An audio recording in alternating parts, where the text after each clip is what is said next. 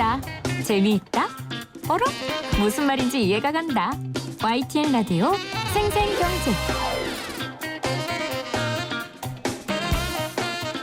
오늘 가장 뜨거운 경제 뉴스를 제일 생생하게 전해드리는 시간입니다.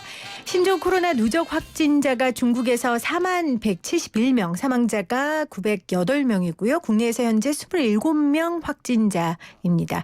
정말 많은 분들이 더 이상의 확진자가 늘지 않게 하기 위해 그리고 치료에 애쓰고 노력하고 계신데 제가 다시 한번 감사의 인사를 드리고요.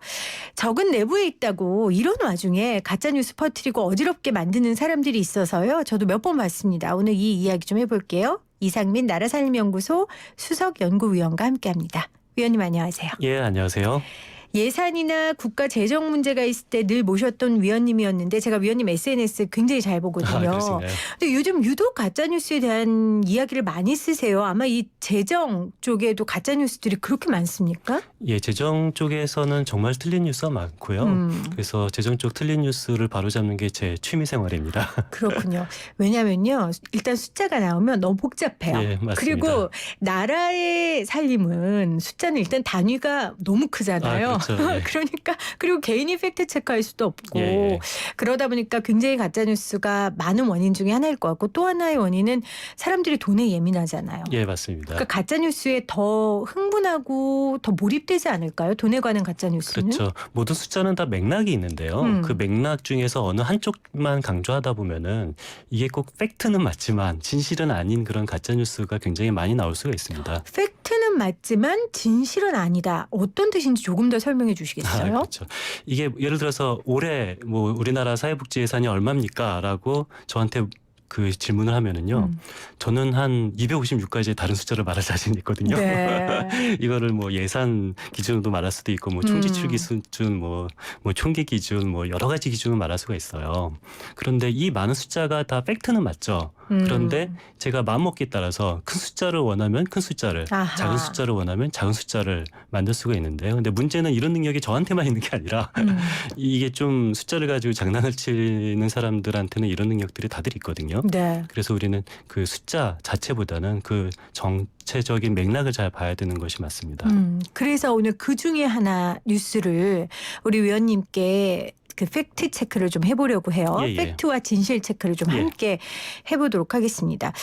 이 건보료에 관한 얘기가 요즘 굉장히 많이 나와요. 특히 건보료 중에서도 외국인들이 우리나라에 들어와서 우리의 선진 의료 시스템 혜택을 얌체처럼 누리고 떠난다. 예, 이런 예. 뉴스 굉장히 많거든요. 예, 맞습니다. 보셨죠? 예. 이런 뉴스 왜 나오는 거예요? 이게 참 좀 안타까운 얘기인데요. 뭐 뉴스를 보니까 뭐 1인 최근 실제 통계를 보면은 한 최근 5년 동안에 한 외국인 1인당 우리나라 건보 혜택을 한 200만 원 정도 받았다고 해요. 근데 이것은 팩트거든요. 네. 200만 원을 받았어요. 근데 이것만 보면은 아니 세상에 우리나라 호구처럼 보이잖아요. 외국인 한 명당 건보료 혜택을 200만 원씩이나 줬나? 네. 라고 하지만 그런데 그 외국인이 건보 혜택을 받다는 얘기는 건보에 가입되어 있는 것이 원칙이거든요. 그렇겠죠. 그렇다면 건보에 가입되기 위해서 그 외국인이 얼마를 냈냐라고 말하면 500만 원을 낸 거예요. 근데 500만 원을 외국인이 1인당 냈다라는 사실은 말하지 않고 받은 혜택이 200만 원이다라는 얘기만 언론에서 나오면은 이것이 네. 굉장히 뭐 200만 원 혜택 받은 거는 팩트지만 전반적으로 보면 이것은 틀린 뉴스가 될 수밖에 없는 그렇겠네요. 거죠.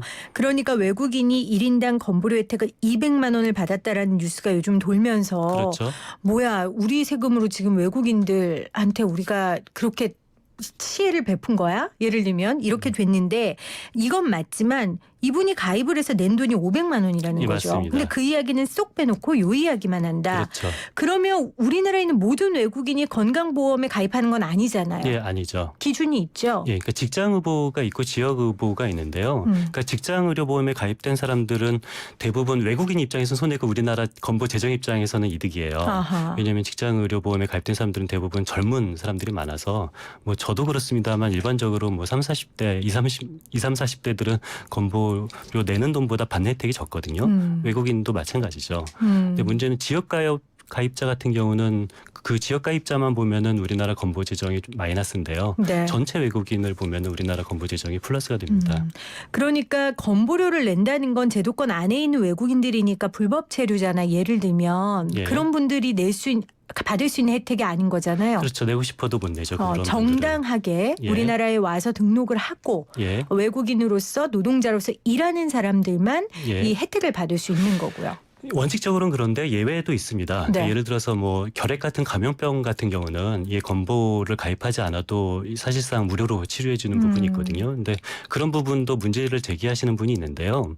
근데 우리가 사실 뭐 결핵 감염된 사람을 우리나라 건보 재정으로 치료를 해 주는 이유는 뭐 히포크라테스 정신이라 이전에 우리나라 감염병을 막기 위한 조치거든요. 네네. 예를 들어서 제가 결핵에 걸린 외국인인데 돈이 없어서 치료를 받지 않고 계속 우리나라에서 돌아다녀요. 그럼 제가 병균을 계속 옮기게 되잖아요. 네. 그렇다면 이런 사람들은 아무리 건보에 가입되지 않았다 하더라도 우리나라 정부가 치료를 해주는 것이 우리나라 그 더 이득이니까 이득이 되게 전체적으로 되는 거죠. 보면요. 예, 보건적인 입장에서 이득이 됩니다. 근데 뭐 우리 국내 사람들도 건보료를 체납한 경우들이 있으니까 예. 외국인들 같은 경우도 분명히 있을 거 아니에요. 예, 지역 있죠. 가입자 같은 경우에는. 예. 그럼 이럴 때는 어떻습니까? 국내 체납하는 사람들과 똑같이 그 불이익도 받고 구제도 받고 합니까? 그러니까 지역 가입자에 대해서는 이게 좀 체납률이 높다라는 지적은 있어요. 근데 이 부분은 뭐 합당한 지적인 것 같고요. 뭐 지역 가입자 중에서 일부는 우리나라 건강보험 재정을 좀 루프홀 여기서 좀 허점을 이용한 사람도 있기 마련이고요. 네. 그러니까 그래서 사실 최근에 법이 바뀌었습니다. 그러니까 최근 19년 7월달 이전에는 이 외국인이 선택을 할 수가 있게 됐거든요. 근데 지금은 의무 가입제로 바뀌었는데 이게 무슨 의미냐면은 선택을 할 수 있다라면은 건강이 좋은 사람은 가입하지 않고 건강이 나쁜 사람만 가입하게 되는 그런 역선택 문제가 발생할 네. 수가 있거든요. 그런데 이런 문제를 해결하기 위해서 최근에는 의무 가입 제도로 바뀌었으니까 이제 의무 가입 제도가 좀 잘 정착이 될 수 있도록 노력하는 것이 필요하다고 봅니다.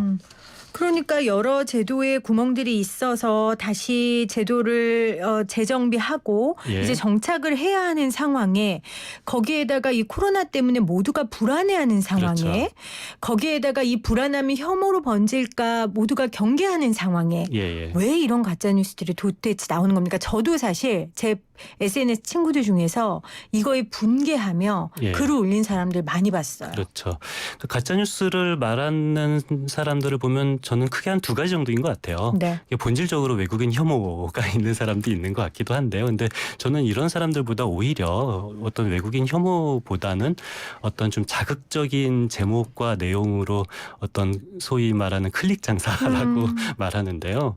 좀 그런 식으로 낚시성 제목을 통해서 좀 클릭을 유도하는 그런 언론이 문제가 있지 않을까라는 생각이 듭니다. 반성을 많이 해야 됩니다. 아, 예.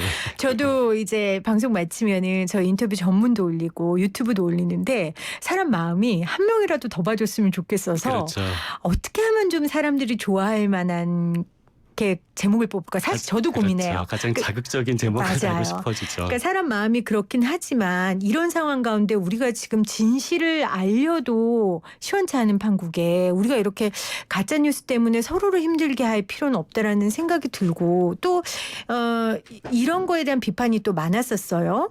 중국 체류자들, 그러니까 건보료를 내는 사람 말고 이 사람들 치료비도 우리가 확진자라고 나오면 우리가 내주잖아요. 예. 그렇죠? 체류비도 내주고 그런 거에 대해서 굉장히 불만을 표현하는 사람도 많았는데 그건 우리가 어떻게 이해해야 됩니까? 그렇죠. 이 격리가 되는 외국인한테 치료비뿐만 아니라 뭐 약간의 그 생활비도 지급이 되거든요. 그래서 그런 부분만 또 따서 언론 제목으로 나온 뉴스도 봤는데요. 네. 그런데 왜 우리가 뭐 외국인에게 이 생활비까지 줘야 되냐, 격리자에게. 근데 이것이 외국인들의 뭐 인권을 위한다라는 목적보다는 일차적으로 외국인 격리가 된 외국인이 또 먹고 마셔야 되잖아요. 그렇죠. 근데 먹고 마시려면은 어떤 경제적 생활을 해야 되는데 만약에 격리된 외국인에게 이런 생활비를 주지 않으면은 자기가 감염되었다는 사실을 숨기고 경제적 활동을 할 수가 있죠.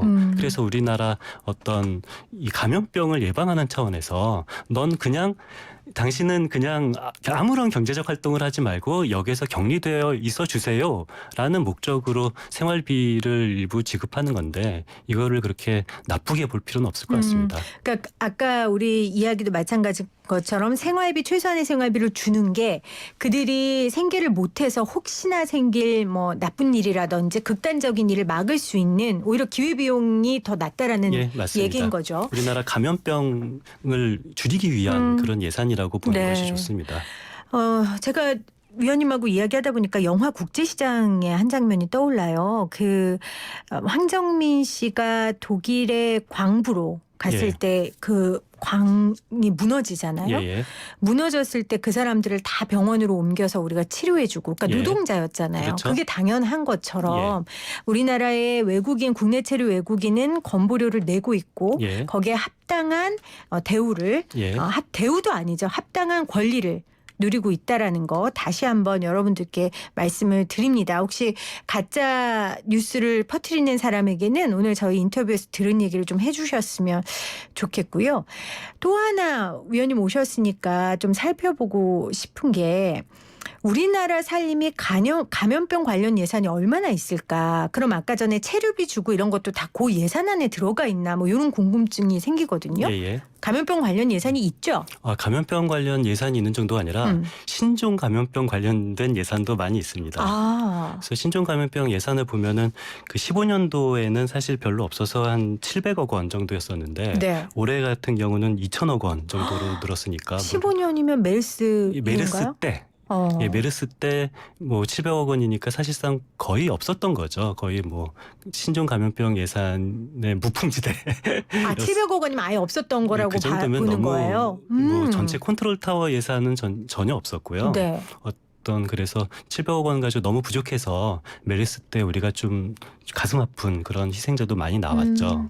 그 이후에 급격하게 예산이 증가돼서 올해 같은 경우 2천억 원이 됐으니까 5년 사이에 한 3배 가까이 증가된 것은 굉장히 많이 증가된 거거든요. 그렇군요. 사실 언론에 종사하는 제 역할도 그렇고 우리도 시민단체에 있는 우리 위원님 역할도 그렇고 정부를 감시하고 정부의 쓴소리를 하는 게 우리의 역할이에요. 예, 맞습니다. 그래서 사실 위원님 페이북 SNS 보면 그렇게 정부 칭찬하는 게 별로 없는데 비판하는 게 제 일이죠. 근데 이 부분에 대해서는 굉장히 좀 칭찬하고 싶다. 감염병 관련 예산, 뭐 집행 그런 글을 쓰셨어요. 왜 그런 글을 쓰셨어요? 저도 참 오랜만에 정부 칭찬했는데요. 근데 제가 칭찬한 정부는 이번 문재인 정부뿐만 아니라 이전 박근혜 정부도 칭찬을 했어요. 네. 그 15년도에 너무 굉장히 메르스 사태가 안 좋은 희생이 벌어지고 16년부터 신종감염병 관련된 예산을 박근혜 정부 때 굉장히 많이 올렸거든요. 16년도, 17년도에 굉장히 신종감염병 관련된 어떤 하드웨어를 박근혜 정부 때 마련하고 그리고 문재인 정부는 박근혜 정부가 마련한 하드웨어에서 굉장히 좋은 소프트웨어를 마련을 해서 지난 정부와 이번 정부가 굉장히 연속적으로 신종감염병을 대체할 수 있는 그런 예산을 많이 늘렸습니다. 그러니까 박근혜 정부 때 우리가 있었던 그 메르스 사태에 186명의 감염자가 있었고 38명이 안타깝게 사망하는 일이 있었거든요. 이때 박근혜 정부에서 예산을 3배가량 키워서 예산을 만들어 놓고 그러니까 곳간을 채워줬고요. 그렇죠. 그 곳간에 있는 돈을 문재인 정부가 이어서 적재적소에 잘 배치했다라는 말씀이신 거죠. 그럼 이 많은 돈이 어디에 어떻게 쓰였습니까? 그게 궁금하네요.